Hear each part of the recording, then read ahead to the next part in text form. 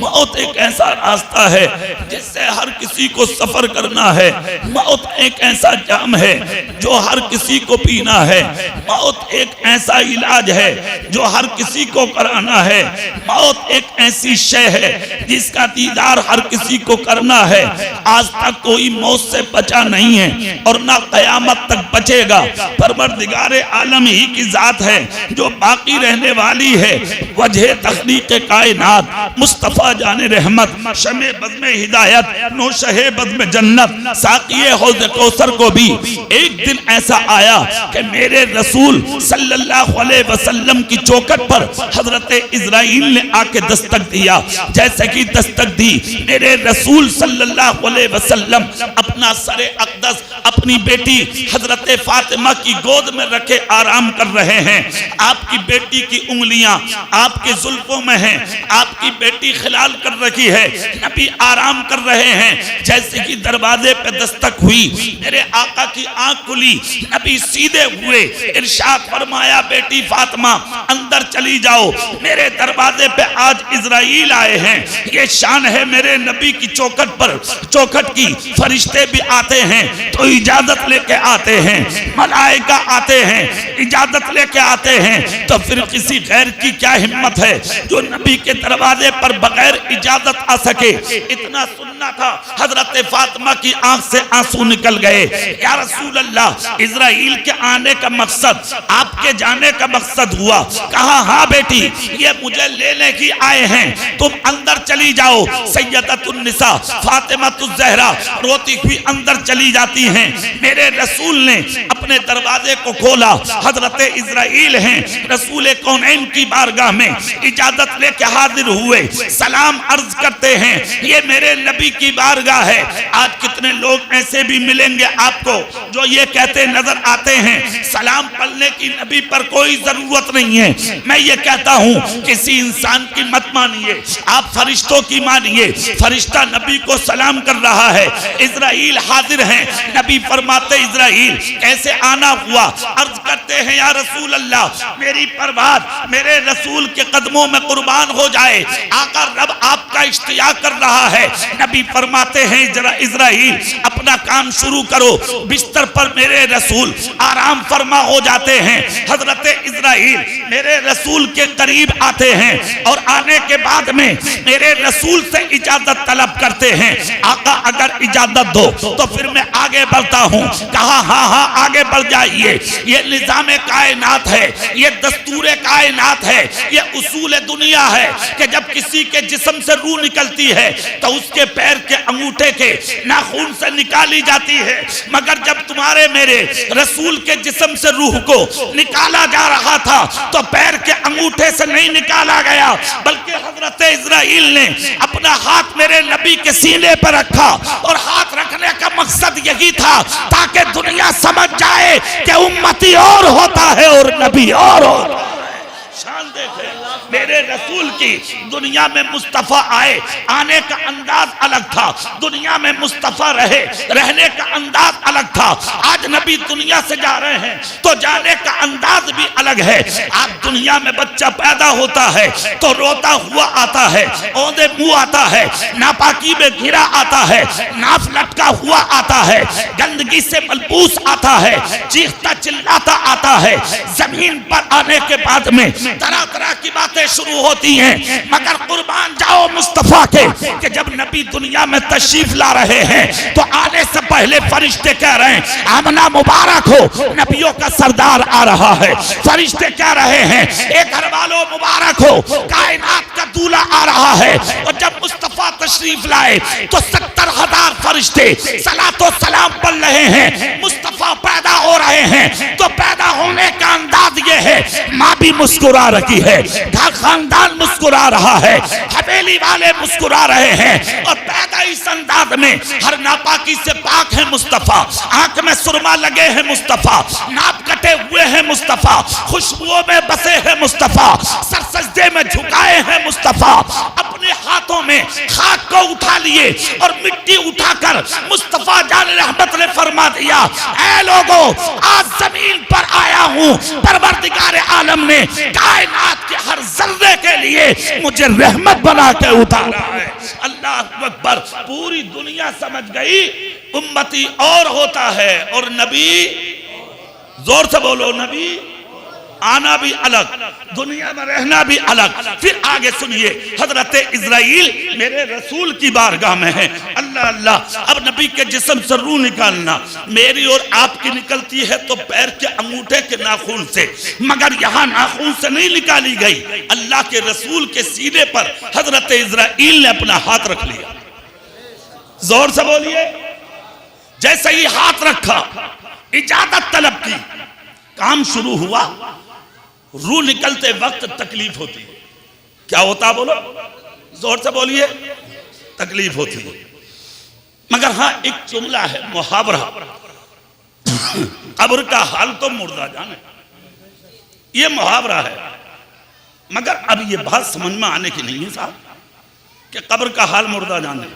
हर इंसान जानता कब्र में होना क्या है, अनजान थोड़ी हो। यही बातें तो बताई जा रही हैं कि कब्र में क्या होगा, सब कुछ पता है। और जब तक पता नहीं था, जब तक तुम्हारा मेरा नबी नहीं आया था, नबी ने आके सब कुछ बता दिया कि कब्र में क्या होगा। समझ रहे हैं आप? तकलीफ होती है, मगर मेरे रसूल के सीने पर जैसे कि हजरत इज़राइल ने अपना हाथ रखा तो नबी को ठंडक महसूस हुई। नबी ने जैसे कि सुकून की सांस ली। हजरत इज़राइल ने अपना काम रोका, अर्ज करते या रसूल अल्लाह, क्या आपको तकलीफ हो रही है? मेरे नबी फरमाते, इज़राइल क्या रूह निकलते वक्त तकलीफ भी होती है? कहा हाँ हाँ आका, बहुत तकलीफ होती है। आज इस उम्मत का हाल देखें। आप अपने घर में हैं, नबी को भूले हुए, आप दुकान में हैं, नबी को भूले हुए, आप सफर में हैं, नबी को भूले हुए, आप जहां भी हैं नबी को भूले हुए, मगर ये रसूल है जो आपको भूलने का नाम नहीं ले रहा। मेरे आका कहते, इज़राइल क्या तकलीफ भी होती है? कहा हाँ आका, बहुत होती है। अब नबी का यहाँ एक जुमला सुन लें, सुभान अल्लाह बोले, मैं सुनाता हूँ आपको। मुस्तफा फरमाते हैं, इज़राइल काम रोकिए यही और उसके बाद खुदा तक ये पैगाम पहुंचा दीजिए, क्या जितनी तकलीफ चाहो मुझ मोहम्मद के सीने पे दे दो, कयामत तक मेरे उम्मती को तकलीफ नहीं होना चाहिए। अल्लाह अकबर। ये शान है मेरे रसूल की। बाबे इजाबत से जुमले टकराते हैं, मशीयत का नकीब बोलता है, इज़राइल और जिब्राइल, ए मलाइका मेरे हबीब को खुशखबरी दे दो, जो आपका होगा उसे तकलीफ नहीं दी जाएगी। अल्लाह अकबर। मेरे रसूल की रूह को जिस्म से परवाज किया गया। अल्लाह अकबर। रूह हर किसी की निकलती है जिस्म से, आसमानों में रूह सबकी जाती है, रूहों के मकाम अलग अलग हैं, मगर मेरे रसूल की रूह 70,000 फरिश्तों के झुमकट में, शफाफ चादर में लपेट कर बारगाह मौला में जब फरिश्ते लेकर चले, अर्शे बरी पे चाहा रूह मुस्तफा को रखें। रब ने कहा नहीं, ये अर्श मेरे महबूब के कदमों की बरकत से बना है, चाहा जन्नत में रख दें, आवाज आती है नहीं, जन्नत मेरे हबीब के कदमों के सदके बनी है, आसमानों में रख दें, कहा ये आसमान सदका मेरे रसूल का है। फरिश्ते अर्ज करते, मौला फिर रूह मुस्तफा रखें कहां? आवाज आती है कि इसको रखने के लिए हमने अर्श को नहीं बनाया, जन्नत को नहीं बनाया, जमीन और आसमान को नहीं बनाया, इसको रखने के लिए हमने सिर्फ एक जगह बनाई है। आका वो जगह कौन सी है? कहा फरिश्तों जहां से लाए हो जाकर उसी दिल में उतार दो, हमने अपने हबीब से अच्छा जिस्म किसी का बनाया नहीं। मुस्तफा की है। अल्लाह अल्लाह। मुस्तफा जान रहमत, शमे बज़ में हिदायत, नौशहे बज़ में जन्नत, साक़िए हौज़ कौसर की रूह वापस लाई गई और मेरे रसूल के जिस्म में दोबारा उतार दी गई। इसीलिए तो बरेली से आला हजरत कहते हैं, तू जिंदा है वल्ला, तू जिंदा है वल्ला, मेरी चश्मे आलम से छुप जाने वाला। दुनिया में आवाजें बहुत उठ रही हैं, नबी मुर्दा हैं, नबी मुर्दा हैं, मगर एक जुमला हाफिज फैज आलम की हवेली में बोल के जा रहा हूं। यार मैंने पहली बार देखा आपका मकान, दिल खुश हो गया भाई। माशाअल्लाह। औलाद भी हो तो अल्लाह है सीधे। क्या बात, सुभान अल्लाह ना बोलोगे? क्या पता इसकी बरकत से बेटे अच्छे हो जाए, पता कुछ ना, वरना जका ही रहे भाई साहब। अबे एक साहब तो ये कह रहे, अबे इससे तो तू पैदा ना होता तो अच्छा था। मतलब बाप का दिल इतना यार दिल फटेगा तभी तो कहेगा बाप ऐसी बात कि इससे तो पैदा होते ही मर जाता तो अच्छा था। मतलब लाभ अलग लेने तैयार है अब तक, मगर कह रहे तू ना पैदा होता तो अच्छा। इसका मतलब कुछ ना कुछ किया है तूने, कुछ तो गड़बड़ किया भाई, वरना मां बद्दुआ नहीं दे सकती। अरे बोलो ना भाई, भूखी रह लेगी औलाद को बद्दुआ नहीं देगी। बाप भूखा रह लेगा मगर औलाद को कभी बद्दुआ नहीं करेगा। यहाँ पर एक जुमला मैं बोले दे रहा हूँ, वो जुमला आप भी सुन लें। हुज्जतुल इस्लाम इमाम गजाली फरमाते हैं, माँ बाप को चाहिए कि अगर औलाद की कोई जहालत देख भी ले तो बद्दुआ कभी न करे। माँ बाप को चाहिए अगर औलाद की कहीं कोई कमी नजर आ भी जाए तो अपनी औलाद के लिए कभी बद्दुआ ना करे। जानते हैं क्यों? अगर माँ बाप ईमान वाले हैं तो उनकी दुआ और बद्दुआ औलाद के लिए ऐसे कबूल होती है जैसे अंबिया की दुआएं अपनी उम्मतों के लिए कबूल होती हैं। इसलिए माँ बाप को चाहिए वो होश में रहें, होश में बोलें, अपनी जबान को होश में खोलें, बहुत सच्चाई के साथ अपनी जबान को खोलें। अब ये तो औलाद के ऊपर है, वो कैसा व्यवहार करेगा अपने माँ बाप के साथ, कैसा रहेगा अपने माँ बाप के साथ। हम अगर नबी के उम्मती हैं तो हमें तो सिर्फ एक चीज देखना है। मेरे रसूल माले गनीमत तकसीम फरमा रहे थे सहाबा के बीच में, कुर्तों के दामन नबी के सामने हैं, नबी उठा उठा के माल दिए जा रहे हैं, लोग सीने से दामन लगा लगा के लिए जा रहे हैं। उसी बांटने के दौरान मेरे नबी की नजर पड़ी, सामने से एक औरत नमूदार होती है जिसके सर के बाल सफेद हैं, कमर झुकी हुई है। जैसे कि मेरे आका ने ये देखा तो सरकार ने कहा अपने दामन नीचे कर लो, सहाबा से कहा हाथ नीचे कर लो, और उस माल पर कपड़ा डाला नबी ने और दौड़ पड़े उस औरत की तरफ। जैसे कि नबी दौड़ कर चले हैं, जाने के बाद मेरे रसूल ने कुर्ब हासिल किया औरत का, दुआ कराते हैं मुस्तफा, सामने खड़े होते हैं मुस्तफा, और उसके बाद उनका हाथ पकड़ के मुस्तफा लेकर चले आ रहे हैं, हाथ पकड़ के ला रहे हैं, और आने के बाद बहुत सा माल उठाया, औरत के दुपट्टे में डाला, उसके बाद वापस किया और काफी दूर जाकर नबी ने सरगोशी फरमाई, यानी कुछ बात फरमाई। और बात फरमाने के बाद मेरे रसूल वापस आए।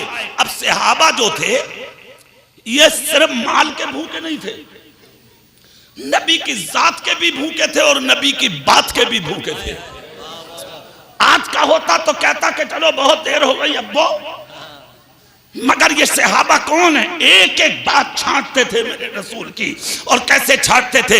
एक मर्तबा हजरत उमर वुजू करके उठे, वुजू सुभान अल्लाह जोर से तो बोलो आप, वुजू करके उठे, सामने कोई भी नहीं था, बेमौका बेमहल बेवजह हजरत उमर उठे और उठकर मुस्कुराने लगे।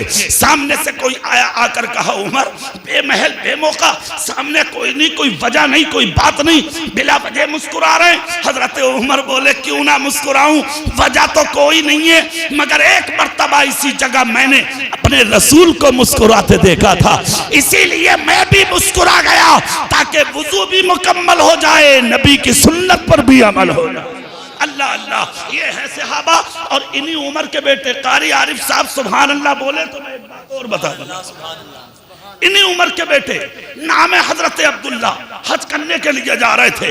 उस जमाने में जो हज होता था वो लोग ऊंटों से करते थे, मदीने से मक्के की तरफ ऊंटों से जा रहे थे। अल्लाह अल्लाह जैसे कि चले, ऊंट पर सवार थे हजरत उमर के बेटे अब्दुल्ला, सैकड़ों हुज्जाज आपके साथ में हैं, काफिला पीछे, हजरत उमर का बेटा सबके आगे, ऊंट पर बैठे हैं। कमजोर ऊंटनी थी आपकी, सर पे अमामा शरीफ बंधा था। जैसे कि मक्के की सीमा करीब आई, एक दरख्त के नीचे से जब आपका काफिला गुजर रहा था तो हजरत उमर के बेटे हजरत अब्दुल्ला की ऊंटनी एक दरख्त के नीचे से जब गुजरी, और नीचे से गुजरते हुए एक टहनी के नीचे से जब आपने सफर किया तो जो सर पे अमामा था आपके, आप उसे जानकर टहनी में मारना चाहते थे कस्दन। आपने जैसे कि कस्दन मारना चाहा, अमामा टहनी से मसना हुआ, ऊंटनी की नकेल पकड़ी, दोबारा ऊंटनी को वापस किया और वापस करके फिर से अपनी ऊंटनी को दरख्त की टहनी के नीचे से निकाला, और फिर आपने जानबूझकर कस्दन ऊपर उछल के अपना अमामा टहनी में मारा। और जब अमामा खुल गया तो आपने हाथ उठाकर कहा, खुदा तेरा शुक्र है कि ये सआदत नसीब हो गई। सैकड़ों सहाबा देख रहे थे, हजरत उमर के बेटे ने अमामा उठा के चूमा, अपने हाथों से उसे बांधा, बांधकर मुस्कुराए और उसके बाद सफर शुरू किया। सहाबा बोले, उमर के बेटे सफर बाद में होगा, पहले ये बता दे सलामती से ऊंटनी गुजर गई थी, जानबूझकर अमामा टहनी में मारा, और जब लक्के खुल गया तो खुदा का शुक्र अदा किया, और जब बांधा तो मुस्कुरा रहे हो और रब की बारगाह में दुआएं कर रहे हो। मुअम्मा क्या है? हजरत उमर के बेटे अब्दुल्ला बोले, लोगों मुझे आज भी याद है कि जब मेरे नबी ने आखिरी हज फरमाया था तो मैं अपने नबी के साथ था, मेरा कद नीचा है, नबी का कद दराज था, मेरी ऊंटनी बीमार है, नबी की ऊंटनी फरमा थी। जब मेरे आका की ऊंटनी इस टहनी के नीचे से निकली थी तो मुझे खूब याद है मेरे नबी का अमामा इसी टहनी में लगकर खुला था और नबी ने बांध कर तबस्सुम किया था, इसीलिए मैंने भी अमामा खोला ताकि सुन्नत भी अदा हो जाए और मेरा हद भी अदा हो जाए।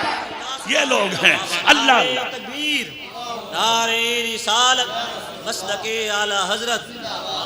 ये लोग हैं जिन्होंने सुन्नतों को कज़ा नहीं किया, अपने रसूल की अदाओं को नहीं छोड़ा। आज हम फर्जों को छोड़ देते हैं, हमें कोई एहसास नहीं होता। 1500 साल हो गए, आज भी उनके नाम किताबों में लिखे हुए हैं। अरे जोर से बोलो, क्या बात और जोर से नहीं बोलोगे? उनके नाम किताबों में लिखे हैं। अरे किताबों में छोड़ो, मस्जिदों में मेहराबों में लिखे हैं। सिद्दीक अकबर, फारूक आजम, उस्मान गनी, मौला अली, कहीं लिखा है या अली, कहीं लिखा है या हुसैन, कहीं लिखा है या हसन, कहीं लिखा है या फातिमा। अपना भी कोई हिसाब किताब है ना भाई साहब? कभी सोचा? तुम दलालियों में ही रह गए। यही काम है बस अपना, इसके अलावा कुछ नहीं। तीजा हुआ, बात खत्म, खत्म, बस इतनी होती है। बस बोले वो आदमी ठीक थे, वैसे आदमी सही थे। कब्रिस्तानों में दफन हो रहा, मौलवियों की बुराइयां कर रहा, और कोई ना मिला तो मस्जिद के इमाम की टांग खींच ली, उससे कमजोर कोई है ही ना। और अगर कोई ना मिला, बोले यार ये मामला सही ना चल रहा भैया, कब्रिस्तान में घास लंबी हो गई, एक कब्र टेढ़ी कर दी, मिट्टी ज्यादा डाल दी। बे मुफ्ती मौलवी, तू इतना बड़ा मुफ्ती मौलवी, कभी गिरेबान में झांका आपने? दफन करने जाते हो तब कब्रिस्तान की याद आती है तुम्हें, उससे पहले तुझे अपनी कब्र याद नहीं आती? गौसे पाक से किसी ने पूछा, हुजूर ये बताइए कि मैं नेक कैसे बनूं? गौसे पाक बोले, मौत याद कर, खुद ब खुद नेक बन जाएगा। जोर से बोलो सुभान अल्लाह। करते हो कभी ना? तुमने तो समझ लिया आबे हयात पी का आए, मरना थोड़ी है, हमें जाना थोड़ी है दुनिया से। बड़े बड़े धुरंधर मर गए, ऊंचे मर गए, लंबी लंबी जिनकी जी में ही बंदे कांधों पे पड़ी थी मर गए। नाम खत्म, निशान खत्म, खानदान खत्म, सब कुछ खत्म हो गया उनका, कुछ भी बाकी नहीं है। आज जाके देखो कितने किले हैं आज गिरे पड़े, नाम रह गए सिर्फ उन किलों के। आज दीवारें ऊंची कराने वाला नहीं, कोई रंग रोगन कराने वाला नहीं। क्या पता है तुम्हारे परदादा की कब्र कहां थी? पता है तुम्हारे दादा की कब्र कहां है? कभी तौफीक हुई तुम्हें कब्रिस्तान में जाने की? एक जुमला सुन लो, जैसा बोओगे वैसे ही काटोगे। क्या ख्याल है आपका? जैसा बोओगे वैसे ही काटोगे। आज बाप के ठोकर मारोगे तो ठोकरें मिलेंगी। हाँ, और अगर बाप को पानी पिलाओगे तो ठंडा पानी औलाद पिलाएगी। हजरत इब्राहीम अलैहिस्सलाम को जब नमरूद ने नार में डाला था तो आप अच्छे से जानते हो वो चीज जहां पर लोग तमाशा देख रहे थे उस जलती हुई आग के शोलों का, वहीं पर एक चिड़िया अपनी चोंच में पानी के कतरे ला ला के जलती आग पर डाल रखी थी। मगर खुदा का काम करम था, ये हजरत इब्राहीम थे, खुदा के पैगंबर थे, कोई मामूली आदमी तो थे नहीं जिन्होंने अपने बागात, अपनी जमीन, अपनी जायदाद, अपनी मिल्कियत, अपनी दौलत, अपनी सरबत, अपने जेवरात, अपनी कमाइयां, अपनी जिंदगी खुदा के नाम पर कुर्बान करती थी। मजाल क्या थी आग की जो जला देती। इधर दुश्मनों ने आग में डाला, ये कुर्बानियां खुदा की बारगाह की मकबूल थी। इधर रब ने कहा कुलना या नारो कूनी बर्दम व सलामन अला इब्राहीम, ए नमरूद, ए नार, तू यानी कि रहमत वाली बन जा, गुलजार बन जा, सर्द हो जा, हरी हो जा, खुशबूदार हो जा, मेरा खलील आ रहा है। खुदा की कसम 3 मर्तबा रब ने हुक्म दिया। सलामती के साथ हजरत इब्राहीम निकलकर सामने आ गए। मजाल क्या थी आग की जला देती। उस चिड़िया से एक सवाल किया गया था, क्या तुझे पता है कि तेरी चोंच के पानी से ये जलते हुए शोले बुझ जाएंगे? चिड़िया रो के बोली, जानती थी जहां पर सारा पानी कुछ ना कर सका, मेरी चोंच के कतरों से आग क्या बुझेगी? मगर लाके इसलिए डाले हैं। एक मर्तबा प्यासी चीख रही थी तो इस इब्राहीम ने मेरे मुंह में पानी के कतरे डाले थे, आज इसीलिए मैंने कतरा लाके डाला।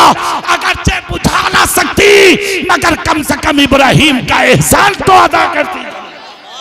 अल्लाह, आज किसी को नहीं खिलाओगे तुझे कौन खिलाएगा? किसी को नहीं पिलाओगे तुम्हें कौन पिलाएगा? किसी को नहीं देखोगे तुम्हें कौन देखेगा? तुम रातों दिन जुल्म करो और दूसरों से कहो हवा करो, तुम रातों दिन जेब काटो और दूसरों से कहो कि ना हम तो बहुत बड़े आदमी हैं। कान खोल कर सुन, अच्छा बन के जाएगा तेरे साथ कब्र में अच्छा होगा, बुरा बन के जाएगा कब्र में सजा देगा। खत्म कर लूं तकरीर, बात पूरी कर लूं और कर लूं? सुभान अल्लाह बोलो तो, और जोर से बोलो सुभान अल्लाह। देखो दिल से बोलो, खाना तैयार है। हाँ, जोर से बोलो सुभान। अब अंधेरी कोठरी का नाम है, किसका नाम है? अच्छा ईमानदारी से बोलो, कब्र में तो जाना ही है भाई साहब। भैया चौड़ी होगी तो अच्छी लगेगी या तंग होगी तो अच्छी लगेगी? घर कितना ही बड़ा हो फिर भी यही चाहो कि भैया मर जाओ, और किसी सूरत से इसकी भी।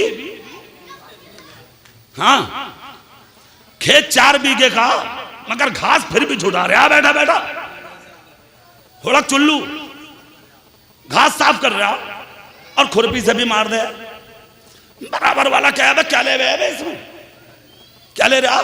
बोले अरे यार कुछ ना, तेरा मेरा दोनों का ही फायदा, घास छुड़ा रहे हो। मतलब चलाक देखे, घास छुड़ा रहे हो। सुनो, हराम के दाने जिंदगी में कभी लाएं, असर जरूर लाएंगे। सुन लियो कान खोल के, असर जरूर लाएंगे। 4 बीघे खेत में 4 कुंटल पैदा हो गया। दूसरे की डोल काटकर जो तुमने 4 किलो गेहूं के उगाने का सामान पैदा किया है, कसम खा के बोलो वो हराम के हैं दाने या हलाल के? जोर से बोलो यार। इसका मतलब पढ़े हुए सभी हो तुम भी। हाँ, अभी तो ये कह रहे हैं कि हम पढ़े हुए ना, पढ़े हुए सभी हो, मसला जानते हो यार, है कि नहीं? पढ़े हुए हैं कि नहीं? और मुसलमान पढ़ा हुआ होना चाहिए, इतना जरूर होना चाहिए जितने आप हैं। अरे मसला बता दिया तुमने, बोलो वो हराम के हैं या हलाल के? बोलो हराम के। अच्छा, ये मौलवी बैठे हैं, इनसे एक मसला पूछो, शराब का एक कतरा अगर एक बाल्टी पानी में गिर जाए तो सारा का सारा पानी, और से बोलिए, पाक हो गया। अल्लाह अल्लाह, समझ गए? ये शराब का कतरा, वो हराम का दाना, 4 किलो गेहूं 4 क्विंटल में आके मिल गया। कितने में? 4 क्विंटल में। वो हराम के दाने थे। भैया किसी के आंख में ताकत है जो पहचान ले ये दाना हराम है और ये हलाल है, पहचान लोगे? हो गया सब खत्म। अब तुमने उसे सुखाया, धोया, पिसवाया, आटा बन के आया, घर में रोटी बनी, तुमने खाई, बीवी ने खाई, औलाद ने खाई, खून पैदा हुआ, परवरिश हुई, और अगर औलाद ना भी हुई तो तुमने खाया, बीवी से मुलाकात हुई, बच्चा ठहरा, दुनिया में आया, वो हराम का खून जो पैदा हुआ था वो असर लेके बच्चा जमीन पे उतर गया। 25 साल की बेटी को पाला तुमने, परवरिश तुमने किया, कमा के तुमने खिलाया, अच्छा तुमने पहनाया, जवान हो गई, हाथ पकड़ के किसी गैर का भाग गई। अरे बोलो भाई, अरे वो पाकिस्तान की सीमा आके बैठ गई बिहार में, देखो। और लड़का भी ऐसा जैसा जमीन से चूहा निकल के आया। क्या बात है कारी साहब, देखो तो यार, ना देखने का ना भालने का, कुछ हो जब भी ठीक। और अपने आप को बता रही है मैं मुसलमान हूं, 4 बच्चों को लेके आ गई। कसम खा के बोलो, क्या ईमान वाले की बेटी इस तरह औलाद की इज्जत से खेल सकती है? क्या मुसलमान औरत इस तरह अपनी इज्जत का सौदा कर सकती है? कसम खुदा की, फटा पुराना दुपट्टा ओढ़ के जी लेगी, मगर नबी की शरीयत का नीलाम नहीं कर सकती। 4 बच्चों की माँ नेपाल बॉर्डर पार करके, बांग्लादेश पार करके हिंदुस्तान आ गई, और हिंदुस्तान में आके उसने धर्म परिवर्तन किया, गैर से शादी की, और गैर से शादी करके यहाँ की नागरिकता मांगने के लिए आज वो दर दर भटक रही है। अरे तू तो उस फातिमा की कनीज है, खुदा की कसम कि तुझे नागरिकता मांगने की कोई जरूरत नहीं है। गरीबी में मर जाती, तड़प तड़प के मर जाती, कयामत के दिन कुछ ना मिलता मगर फातिमा की सोहबत नसीब हो जाए। हो रहा ये 25 साल की बेटी निकल के गायब, थाने कचहरियों में तुम्हारे खिलाफ बोल रही है बेटी। एक जुमला मैं पूछना चाहता हूं तुमसे, पाली तुमने, परवरिश तुमने किया, सब कुछ तुमने किया, बेटी तुम्हारे खिलाफ क्यों गई, क्यों बोली? एक बात, 25 साल को तक बेटे को परवरिश तुमने किया, 50 साल तक शादी होके बेटे का चूल्हा अलग। अरे चूल्हा छोड़ो यार, खोपड़ी पर लट घुमा रहा। ईमानदारी से बताओ ये नंबर आया क्यों, आया क्यों? तो आप एक ही बात कहेंगे साहब, सुन लियो बहुत गौर से, मौलाना साहब लड़का गलत है। क्या कहोगे? अच्छा कोई आदमी ऐसा भी दिखे तुम्हें जो ये कहते कि ना जी मैं गलत हूं, ना, हिम्मत ही ना पड़ती। हिम्मत क्या ना, तेरा नफ्स इतना मोटा हो गया भाई साहब क्या वो तुझे इजाजत ही नहीं देता कि गलत को तू गलत कह दे ना, कहोगे नहीं तुम। सुनो, आप कहेंगे मेरी बेटी गलत, मेरा बेटा गलत, मगर हम कहते हैं सुन, ना बेटा गलत ना बेटी गलत, ये तो है उससे पूछ लिया जाएगा, हिसाब हो जाएगा। सबसे पहले गलत है तू, ना हराम खाता ना ये दिन देखने मिलते, हराम लुकमों का असर है ये। वरना यार 9 साल 9 महीने मां ने पेट में रखी, 2 साल तक खून पिलाया दूध की सूरत में, 25 साल तक मजदूरियां करके बेटी की परवरिश की। आज वो थाने में कह रही है ये मेरा बाप नहीं, ये मेरा भाई नहीं, ये मेरी माँ नहीं। मोबाइल पे आज वीडियो बना के फेसबुक यूट्यूब पर वो वायरल कर रही है कि मुझे अपने भाई से जान का खतरा, अपने बाप से जान का खतरा। आखिर क्यों हुआ ऐसा? तो वजह सिर्फ एक है और वो ये है कि जब तक हराम से बचोगे नहीं, जब तक इज्जतों की हिफाजत होगी नहीं, जिस दिन हराम लुकमों से कदम पीछे कर लोगे, तुम्हारी बेटियां फटा दुपट्टा ओढ़ के जी लेंगी मगर तुम्हारी इज्जतों का सौदा कभी नहीं कर सकती। रहा बेटे का तो भैया जुमला सुन लो, मामलात बेटों के भी वही। पहले खुद सुधर जाओ, पहले खुद अच्छे बन जाओ, पहले खुद ठीक हो जाओ, पहले खुद नबी के गुलाम बन जाओ। जिस दिन तुम ठीक हो जाओगे खुद ब खुद तुम्हारी औलादें ठीक हो जाएंगे। जोर से बोलो, जोर से। और जब तक तुम ठीक नहीं होगे, सीधे रास्ते पर नहीं आओगे, जब तक औलादें सीधे रास्ते पर नहीं आएंगी, तो माँ बाप की जिंदगी का असर उसकी औलाद पर जरूर जाता है। इसलिए आपको चाहिए अगर आप चाहते हैं हमारी औलाद अच्छी बने, बेटियां भी अच्छी, बेटे भी अच्छे, तो पहले आप अच्छे बनिए, पहले खुद ठीक हो जाइए, पहले हराम लुत्फों से बच जाइए, गद्दारियों से रुक जाइए, गलत रास्तों से तौबा कर लीजिए। जिस दिन आप गलत रास्तों से तौबा कर लेंगे, उसी दिन खुद ब खुद आपकी औलादें आपके लिए अच्छी हो जाएंगी। आज देख रहे हैं आप, पूरा पाकिस्तान मुंह उठा के देख रहा है सीमा की तरफ। उसका शौहर सऊदी में है, हैदर नाम है उस शख्स का। वो कमा कमा के अपनी बीवी को खिलाता, अपने बच्चों के लिए डालता, और बीवी अपने घर से निकल के, यानी कि आज वो हिंदुस्तान की जमीन पर बैठी है। और जानते हो आई कैसे? पबजी खेल के, पबजी खेल के। सोचो, हालात देखो यार, कितनी अच्छी बात किसी एक मौलाना ने अपनी तकरीर में कही थी, अल्लाह उम्र में बरकत दे। वो बोला कितना अच्छा होगा कि बेटियों के हाथों से मोबाइल छीन लो और इनके हाथों में सीरत फातिमा की किताबें दे दो। जोर से बोलो भाई, सुभान अल्लाह। समझ गए आप? अपनी बेटियों से मोबाइल छीनो, सीरत फातिमा की किताबें दो। आज तो बेटियों के हाथ में 20-20, 25-25 हजार का मोबाइल, और कोई ये कहने वाला नहीं कि तेरा मोबाइल का काम क्या है, तू करेगी क्या, किस लिए चलाती है, किससे बात करती है। अरे यार, आप खुद सोचे, जब किसी से बात करने की औरत को इजाजत है ही नहीं अपने महरम के अलावा, तो फिर मोबाइल का औरत पे काम क्या है। खुदा की कसम, ये जिंदगी मेरे रसूल की बेटी की थी। आप देखें कि सारी जिंदगी गुजर गई, मगर कभी रसूल की बेटी का चेहरा किसी गैर मर्द ने नहीं, रहमत लगा लगा के चादरें ओढ़नी सैयदा ने, कभी शिकवा ना आया, कभी शिकायत नहीं की। और जब अली के घर में आई तो खुदा पाक ने उस फातिमा के कदमों की बरकत अबू तालिब के घर में ऐसी दी कि कयामत तक दुनिया अपनी औलाद को भूल जाएगी, रसूल के नवासे हुसैन को नहीं। अरे जोर से बोलो ना भाई। पैदा हुए बच्चे कयामत तक दुनिया नहीं भूलेगी। आ गई घर में अली के, लाजवाब जिंदगी, खुशगवार जिंदगी, बेमिसाल जिंदगी, भूखी भी रही, प्यासी भी रही, फटा भी बहना, पुराना भी बहना, फाकों पे फाके हुए, 3-3 दिन तक चूल्हे ना जले, मगर कभी शिकवाई ना किया। और मौला अली भी ऐसे ही, सुभान अल्लाह।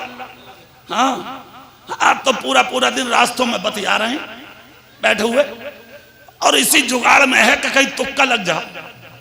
तुक्का, अगर किसी की डोल पे बैटरी रखी है तो वही उठा के भाग गया। हाँ, किसी का रेडियो रखा वही ले गया, चप्पल रखे वही उठा के भाग गया। तेरा हो जा बेड़ा गर्क। कोई आदमी है तो क्या अल्लाह की रहमत पर यकीन नहीं है, भरोसा नहीं है तुझे? याद रख, जो रब पत्थर के अंदर कीड़े को रिस्क देता है, तो क्या वो तुझे नहीं देगा? तू तो अशरफुल मखलूकात है, 18,000 मखलूक में सबसे अफजल तू है। जब वो कीड़े को देता है तो फिर इंसान को क्यों नहीं अता करेगा? जरूर मिलेगा, मगर उसकी रहमत से लो लगा ले। समझ गए? लो लगा ले। अपने लुक़मों को हराम मत बनाओ, हलाल बनाओ, और रब की रहमत से लो लगाओ। मौला 70 लुक़मे नहीं चाहिए, 3 चाहिए, मगर हलाल चाहिए। जब ऐसा खाओगे, ऐसा पियोगे, ऐसी जिंदगी गुजारोगे, तुम मर भी जाओगे मगर तुम्हारे नाम दुनिया में रोशन रहेंगे।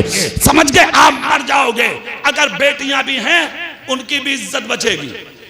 जोर से बोलो भाई। और बेटे हैं उनकी भी इज्जत बचेगी। बोलोगे नहीं जोर से?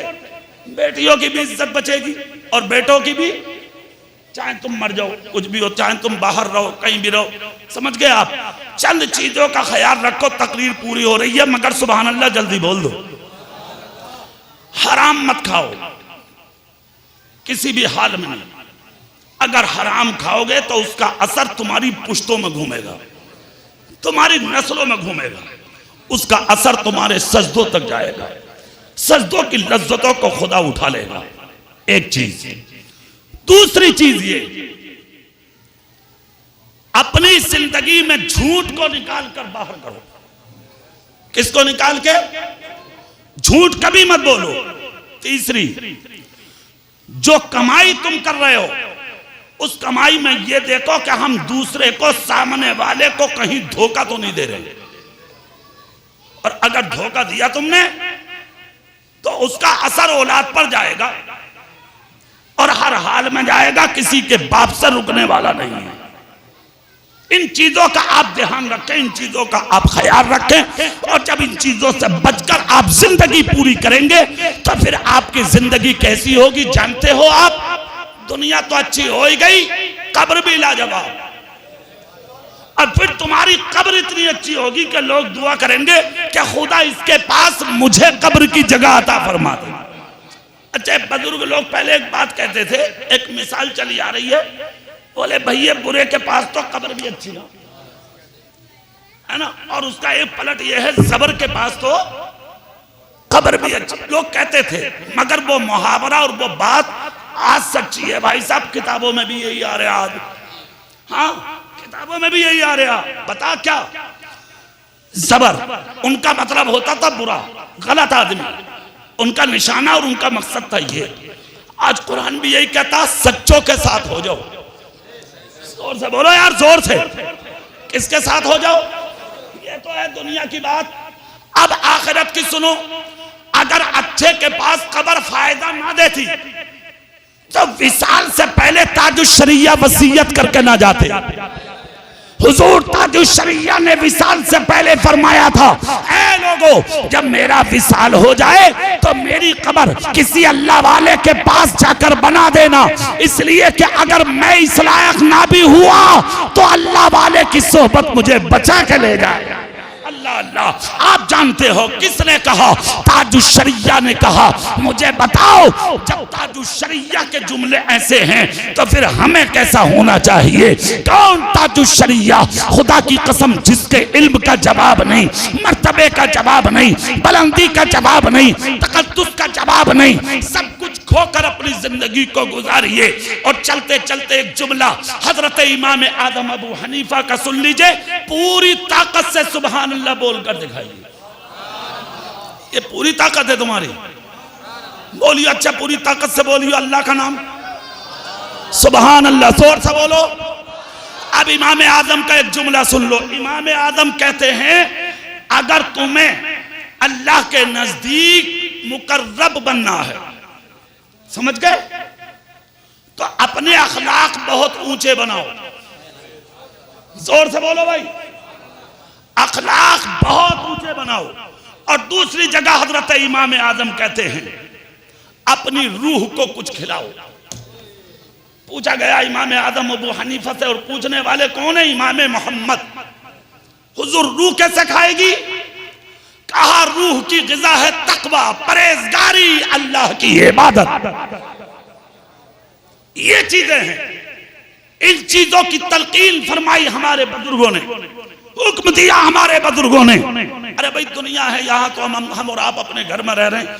अगर तुम बीमार भी हो जाओ ना, बीमार भाई साहब, तब भी दिल लगे तुम्हारा, है ना? अरे भाई, बोतलें चल रही हैं, कैलूले घुसे पड़े हैं हाथों में, नलकियां नाक में लटकी पड़ी हैं, फिर भी कह रहा घर को ले चलो। क्या लेगा तू घर? बीमार पड़ा, नलकी जड़ी पड़ी है, तेरे बोतलें लग रही हैं, कैलूला घुस रहा हाथ में, घर को ले। क्या रखा घर? क्या करेगा घर? बोले बाबा, मौत भी आ गई तो अपनों में मर जाऊंगा। इतने प्यारे हैं अपने घर। इतना याद आया तुझे? कभी कब्र याद नहीं आई तुझे?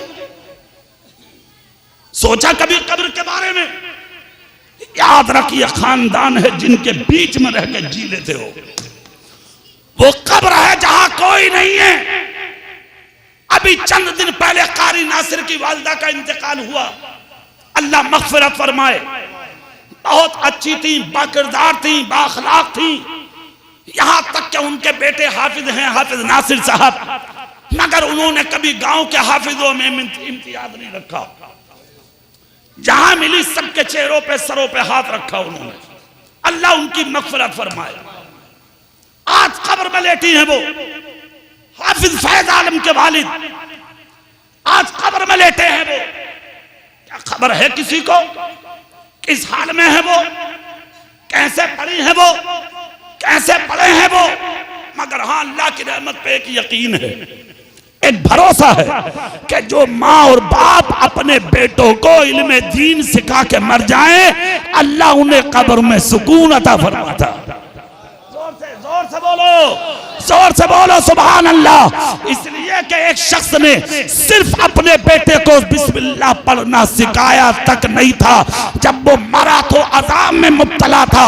कुछ दिनों के बाद जब उनकी कब्र के करीब से अल्लाह के पैगंबर का गुजर हुआ तो कहा खुदा शुक्र है, इससे पहले देखा था तो अजाब, मगर आज सवाब। इसकी वजह क्या है? रब की मशीयत ने जवाब दिया, मेरे पैगंबर इसके बेटे ने आज मुझे रहमान और रहीम जमीन पर कहा है, इसी की बरकत से मैंने आज कब्र में इसे चैन की नींद अता कर दी है। खुद फैसला करो, जिसका बेटा सिर्फ बिस्मिल्लाह जमीन पर पढ़ दे, जब उसके बाप के मर्तबे का यह आलम है, तो जिस माँ ने हाफिज कुरान छोड़ा हो, जिस बाप ने अपना बेटा हाफिज एक एक नहीं दो दो हाफिज छोड़े हो, उस बाप के तकद्दुस का कब्र में हाल क्या। मरने के बाद सारे अमल मुनक़ता हो जाते हैं, रुक जाते हैं, 3 जारी रहते हैं। कितने बोलो जोर से? 3। नंबर 1, जो माल खुदा की राह में देकर मर गए हो, वो क़यामत तक तुम्हें सुकून देगा और उसका सवाब जारी रहेगा। नंबर 2, इल्म नाफे, नफा देने वाला इल्म है जो किसी को सिखा के मर गए हो, क़यामत तक उसका सवाब जारी रहेगा। नंबर 3, नेक औलाद। मैंने अभी तकरीर शुरू में यही बोला था, कौन सी औलाद? जोर से बोलियो सब। नेक औलाद जो बाप छोड़कर मरा है, जब जब वो जमीन पर नमाज पढ़ेगी, रोजा रखेगी, ज़कात देगी, हज करेगी, नेक अमल करेगी, अच्छे काम करेगी, उसका सवाब कब्र में उसके माँ बाप को मिलता रहेगा। इसलिए अपनी औलाद को नेक बनाओ, एक बनाओ, सच्चा बनाओ, ईमानदार बनाओ, नबी का वफादार बनाओ। आप भी गुलामे रसूल बनो, 5 वक्ता नमाजी बनो, जाहिर में भी मुसलमान बनो, बातिन में भी मुसलमान बनो, और भूल कर किसी मौलाना की तौहीन मत करो। जोर से बोलो, क्या ख्याल है आपका? भूल कर भी किसी मौलाना की बुराई मत करो। अल्लामा जलालुद्दीन अलैहिर्रहमा फरमाते हैं, इनके अलावा मुतअद्दिद उलमा के अक़वाल यूं मिलते हैं कि अगर तुम किसी आलिमे बाअमल की बुराई करके मर गए, तो अल्लामा जलालुद्दीन ने फरमाया कि उसकी कब्र को खोद कर देख लेना, उसका मुंह किबले की तरफ हो ही नहीं। अपने अमल पे नाज मत कर, अपने सजदों पे नाज मत कर। 5 वक्त की नमाज पढ़ के ज्यादा इतराबे मत, तुझसे बड़ा नमाजी शैतान था, मगर उसके तकब्बुर ने बर्बाद कर दिया, घमंड ने गिरा दिया। समझ गए अपने माथों पे सजदों के निशान और तिनके लगा लगा के गांव के गलियों में घूम के अपने आप को नमाजी कहलवाने की कोशिश मत कर। अल्लाह जब बख्शने पे आता है ना, तो एक सजदा करने वाले को बख्श देता है, और जब पकड़ने पे आता है तो हजारों साल की इबादत को उठा कर उसके मुंह पे मार। रहमते हक बहानमी जोयत, अल्लाह की रहमतें बहाना ढूंढती है अपने बंदों की बख्शिश के लिए। बख्शिश उसके करम से है, मगफिरत उसके करम से है। कभी किसी मौलवी की बुराई चलते फिरते मत करना, कभी भी मत करना। हाँ, अगर तेरा दिल ना कर रहा ना मौलवी ना बनाने और बनने, तो मत बन भैया। तुझसे तेरे बाप से कहना कोई ना आ रहा कि तू मौलवी बन। हाँ, और बुराई वही करता जिसे चुभे। अरे कूदेगा कौन यार जिसके कांटा लगेगा? सही बात पे तो बोल जाओ। अबे वही तो कूदेगा यार जिसे कांटा लगे, और जिसके लगे ही ना वो तो सुकून से बैठेगा। वो क्यों कर रहा किसी की बुराई? क्या मतलब है बुराई का? क्यों करेगा? इसका मतलब मौलवी चुभ रहा था। हाँ, चुभ इसलिए रहा कि ठीक है ना, वो मामला सही चल रहा मौलवी का, और मौलवी का तो सही चलना ही है, इसलिए कि वो किसी के बाप का काम नहीं, अपने नबी के दीन का काम करता। इसलिए मौलवी कभी भिखारी नहीं होगा। और भिखारी का मतलब दौलतदार की बात नहीं कर रहा मैं, मालदार की नहीं कर रहा। सबसे बड़ी मालदारी मुस्तफा की वफादारी है, और सबसे बड़ी मालदारी ईमानदारी है। सबसे बड़ी मालदारी खुदा का दिया हुआ इल्म। इल्म सबसे बड़ी दौलत है। और इल्म से बड़ी कोई दौलत नहीं है, इससे बड़ी दौलत कोई नहीं हो सकती। समझ गए आप? एक झलक दिखा के तकरीर खत्म कर लूं मैं। कुछ लोगों का दहन ये है कि यार बेटों को पढ़ा के भी क्या करेंगे, हाफिज जी बन के इमामत करेगा, मदरसा पढ़ाएगा, यार छोड़ो हटाओ। अब एक का तो रिश्ता छूट गया इस बात पे। सास बोली क्या करे, दामाद बोले इमामत करे। अरे के छोड़ हटा, तुझ मुझ के घर ही खाता होगा। कह रही तुझ मुझ के घर। इतनी बड़ी हुड़कनी थी भाई साहब, बड़ी बड़ी डंकनी पड़ी है औरत। कह रही है तुझ मुझ के घर खाता होगा। वो डंकनी कह रही है वो पंगो। सोचो, अब चेहरा मेरी तरफ करके एक जुमला सुन लो। इमाम आजम का तो नाम सुना है ना, हम और आप उनके मुकल्लिद हैं, उनकी तकलीद करते हैं इमाम आजम अबू हनीफा की। अल्लाह अल्लाह सुभान अल्लाह। इमाम आजम, इनके पास एक बच्चा पढ़ता था, नाम है उसका इमाम मोहम्मद। जोर से बोलो। इमाम आजम का विसाल हुआ, इमाम मोहम्मद बगदाद के बाहर जंगल में रहने लगे, झोपड़ी में। खलीफा हारून रशीद की हुकूमत थी बगदाद में, इराक में। उस जमाने में खलीफा हारून रशीद एक दिन जोश में आ गया और जोश में आके बोला अपनी बीबी से, जुबैदा बात सुन। बोले क्या? बोले एक बात सुन ले, किसी बात पे इख्तिलाफ हो गया होगा, मियाँ बीबी के झगड़े हो जाते हैं। हाँ, ये हाजी जी बैठे हमारे, देखिए इन्होंने अपने 3 बेटों को मौलवी बना लिया। ईमानदारी से बताओ क्या कमी है इनके घर? कोई कमी है? मेहनता पेलने की फैक्ट्री इनकी, ईख है इनकी, आमले से लेके आमला घाट तक प्लॉट पड़े। सिर्फ मदुराई पे बेटा कब्जा करे पड़ा। किसी चीज की कमी है यार? ट्रैक्टर भी है, ट्राली भी है, मशीन भी है, सब कुछ है। वो कह रही है तेरे मेरे घर खाता फिरेगा, डंकनी। अब इमाम आजम का जुमला सुन लो जल्दी तुम। अल्लाह करे तुम्हें शौक पैदा हो जाए बच्चे पढ़ाने का। आमीन बोलो जोर। जोश में खलीफा बोला, बादशाह जुबैदा, सूरज गुरूब होने से पहले पहले मेरी मिल्कियत से निकल जा, वरना तुझे तलाक। आदमी तलाक तो दे दे, मगर बात समझ में बाद में आवे उसके। हो गई साहब, तलाक दे दी। अब उसके बाद जब जैसे ही होश आया, अल्लाह अल्लाह तो मौलवियों को बुलाया और बुलाकर कहा साहब एक गलती हो गई। कहा क्या हुआ? बोले मैंने अपनी बीवी को तलाक दे दी। बोले कैसे? बोले मैंने ये कहा सूरज गुरूब होने से पहले मेरी मिल्कियत, मेरी बादशाहत से निकल जा, वरना तुझे तलाक। सारे मौलवी बोले अरे भैया अब कहां से लगा तू वो सवारी जो ऐसा निकाल देगा अपनी मिल्कियत से? हवाई जहाज का जमाना था नहीं, हेलीकॉप्टर था नहीं, फ्लाइट थी नहीं। अब तो मौलाना साहब भी जा रहे हैं और आप भी जा रहे हैं, तो 1 घंटे में इधर से उधर हैं। समझ गए? अभी तकरीर हो रही है मुरादाबाद में, तो रात को तकरीर हो रही है बंबई में। अब तो कोई बात ही नहीं है, कहीं से कहीं जाओ आप। उस जमाने में नहीं था ऐसा। समझ रहे? आप मौलवी बोले कि है कोई सवारी? कहा साहब सवारी तो कोई नहीं है। तो बोले जी हमारे पास मसले का कोई जवाब नहीं है, तलाक पड़ जाएगी। अब इसे तलाक से कोई नहीं बचाएगा। मरता क्या नहीं करता। बीवी बहुत अच्छी थी जुबैदा, शौहर का भी जवाब नहीं, बीवी का भी जवाब नहीं। दोनों मुत्तकी, दोनों परहेजगार, दोनों पढ़े लिखे, अल्लाह के दोनों नेक बंदे, बस कह बैठे। उसके बाद बादशाह बोला है कोई और जो कोई मौलवी आलिम बता दे। एक बुजुर्ग उठे, एक मौलवी से मेरे भी मामलात हैं बादशाह साहब, अगर कहो तो उन्हें बुला लूं। जोर से बोलो। देखो मौलवियों की भी कभी कभी ताल्लुक काम आ जा, है कि नहीं?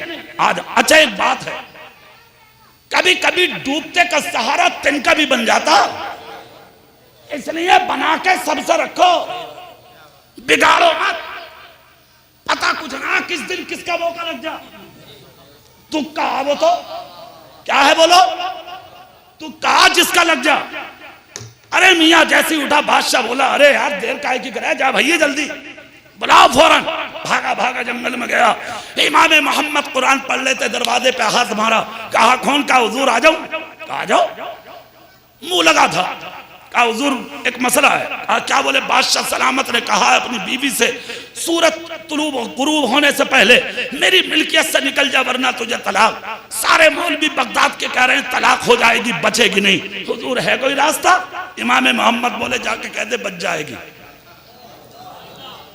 क्या बात, इतना हल्का जुमला, कभी जितने हल्के बोल रहे हो तुम, बस इतनी हल्के बोलोगे बच जाएगा। इतना जब कहा तो बोले चलो फिर। बोले अजी तौबा करो, ऐसे जा रहे हैं? बोले क्यों? बोले मौलवी हूं मौलवी के ढंग से जाऊंगा। बोला वो ढंग क्या? बोले बादशाह से कहते जिस घोड़े पे चले उसे उस पे बैठा के मुझे लेके चले, जो लिबास वो पहनता मुझे पहनावे, जो ताज वो रखता वो मेरे सर पर रखे, जो जूते वो पहनता मुझे पहनावे, जो उसकी कालीन है उसके चौखट में उसके घर में बिछी रहती है महल में वो मेरे रास्ते में अपने घर से लेकर मेरी झोपड़ी तक बिछवावे, जो फौज उसका इस्तकबाल करती है वो मेरे इस्तकबाल के लिए लगावे, और जिस घोड़े पे वो चलता जिसकी नकेल फौजी पकड़ते हैं आज उसकी नकेल वो खुद पकड़ के चले, तब मसला बताऊंगा। बुड्ढा भागा भागा गया, बादशाह से बोला जी बात ऐसे ऐसे है। बादशाह बोला सूरज गुरूब होने वाला, देर मत करो, बिछा दो कालीन। अरे मियाँ चंद मिनट में कालीन बिछ गई, फौजी लग गए, घोड़ा सजाया, बादशाह खुद हजारों फौजियों को लेके भागा, इमाम मोहम्मद की चौखट पर पहुंचे, जाके दस्तक दी, इमाम मोहम्मद के कदम चूम के बोला हुजूर आइए, कहा लिबास पहनाइए, फौरन लिबास पहनाया, ताज सजाया, जूते अपने हाथों से दिए, घोड़ा सामने रखा, हजारों फौजी इस्तकबाल को खड़े हुए, बादशाह ने घोड़े की नकेल पकड़ी, उसके बाद जूते पकड़ के इमाम मोहम्मद दीन के आलिम को अपने हाथों से घोड़े पे बैठाया। दुनिया देख रही थी कि आज आलिम के पांव बादशाह के हाथों पर रखे हैं। अल्लाह अल्लाह, घोड़े पर जैसे कि चले, हजारों फौजी इस्तकबाल के लिए लाइन से लगे हैं, और ये वक्त का बादशाह नकेल पकड़ के जा रहा है, नारे तकबीर और रिसालत की सदाएं बुलंद है। दुनिया देख रही है आलिम का मकाम क्या है, आलिम की शान क्या है, आलिम का तकद्दुस क्या है, आलिम का मर्तबा क्या है, आलिम की इज्जत क्या है। कुरान का एक लफ्ज पढ़ने वाला अगर उसका आबिल है तो उसका मुकाबला वक्त का करोड़पति नहीं कर सकता। शान देखें एक आलिम दीन की, इमाम मोहम्मद की शान देखें। आप देखें आगे क्या हुआ, देखिए इमाम मोहम्मद पहुंच गए तख्त के करीब, तख्त के पे जाके जैसे ही कदम रखा हजरत इमाम मोहम्मद ने, बादशाह बोला हुजूर सूरज जाने वाला, बता दो मसला।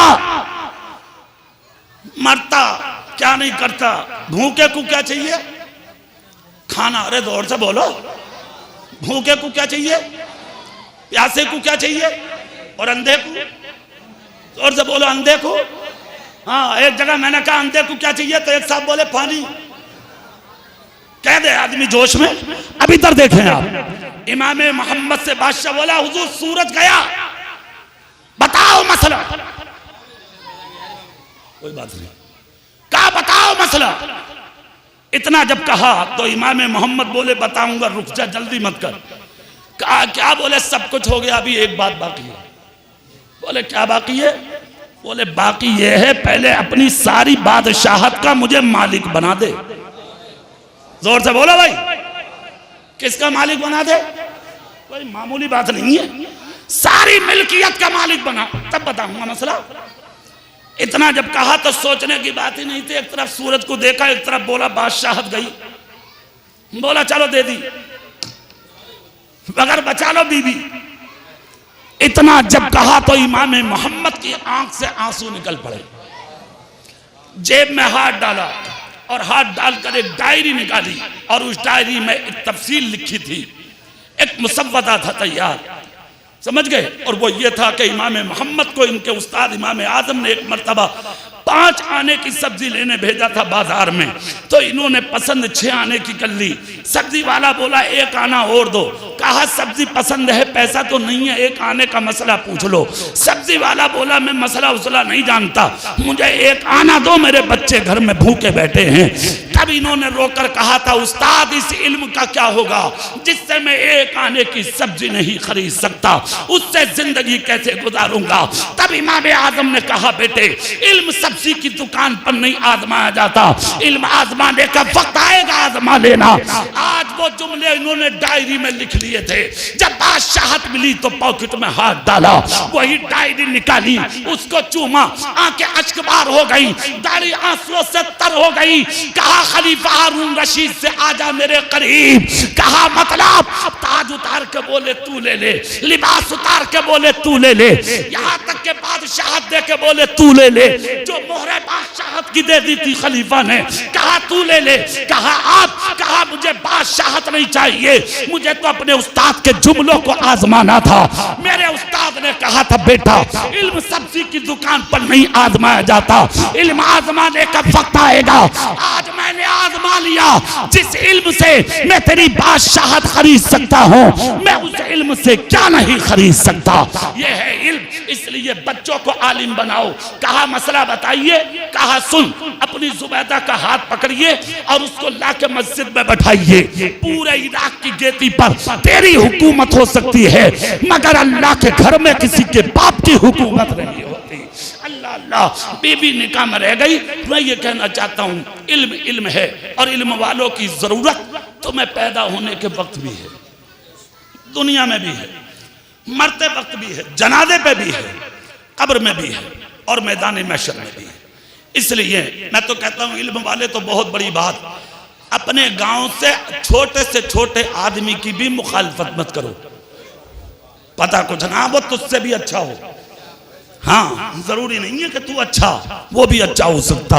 अच्छी अच्छी तकरीरें सुन ली, आकिल रजा साहब ने बहुत अच्छे कलाम पढ़े, कारी आरिफ साहब ने बहुत अच्छा कलाम पढ़ा, कारी मौलाना मोहम्मद आरिफ साहब के अच्छे निकाबत, और ये हमारे गांव के इमाम साहब, हमारे सारे लोग यहाँ बैठे हैं माशाअल्लाह, सब ने बहुत बहुत अच्छा पढ़ा, बहुत बहुत अच्छा आपने सबको सुना।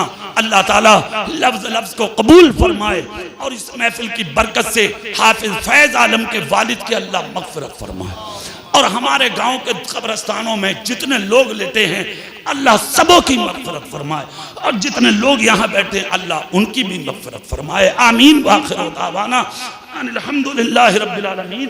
अस्सलामु अलैकुम व रहमतुल्लाहि व बरकातुहू।